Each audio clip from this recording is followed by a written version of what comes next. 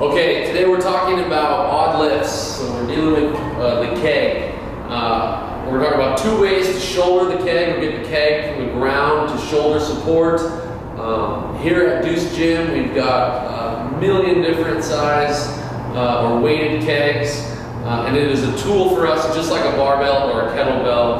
Obviously, in our strongman program, this is used heavily, but our GPP courses as well embrace kegs for carrying and shouldering and pressing and all sorts of things. It's a beautiful stimulus that's always changing and dynamic.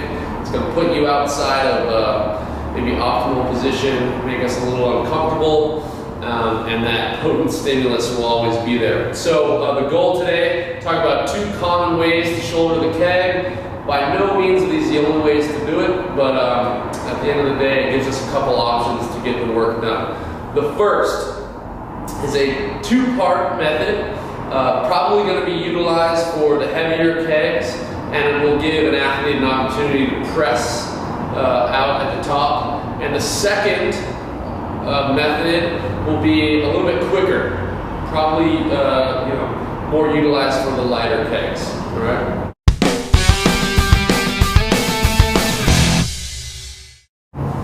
Okay, strong people, we're going to talk about the first method to get this keg to my shoulder. It's going to be a two-step thing.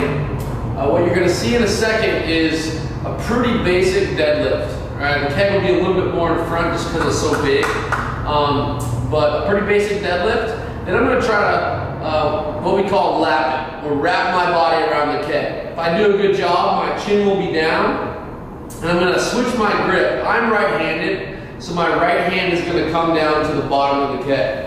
This is also the same side that I'm going to shoulder the keg. And unless my task or maybe my sport demands that I use both sides, I'm always going to defer to the right side. Okay, so you're going to see that here in a second. Once the keg is pulled into my lap, my chin is down, I'm going to quickly unleash my hips, right? Fire the keg to that right side. If I do a good job, my hand will reach around to the belly of the keg, right? So I'm no longer holding here, it will get to the belly of the keg. Let me show you what this looks like.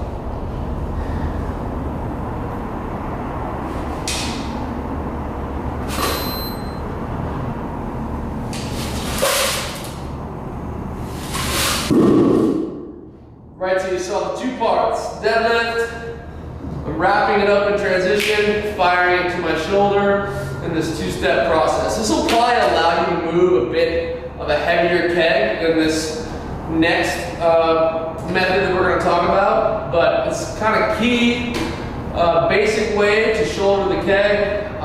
And as you notice, we put sand in this keg. You can put water or any other type of load there, but it's very dynamic, very potent stimulus, and it's a great tool. So now let's take a look at the second way to shoulder this keg. Alright, so the second way we're going to talk about shouldering the keg is probably the most simple of the two.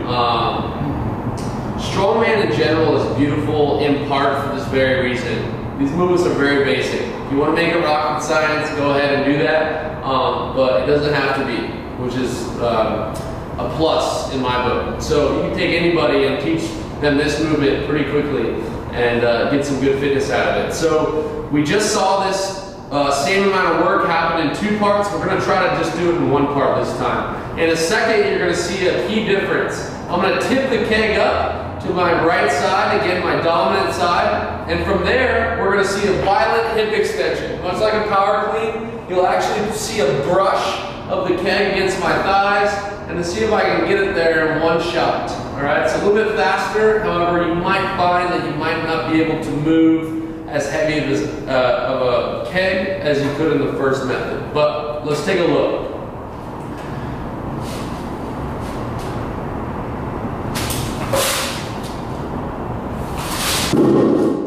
So a little faster, I went in kind of one fell swoop. The key distinction there was the starting position. I got to tip the keg up to that right side, and I'm firing straight to the shoulder.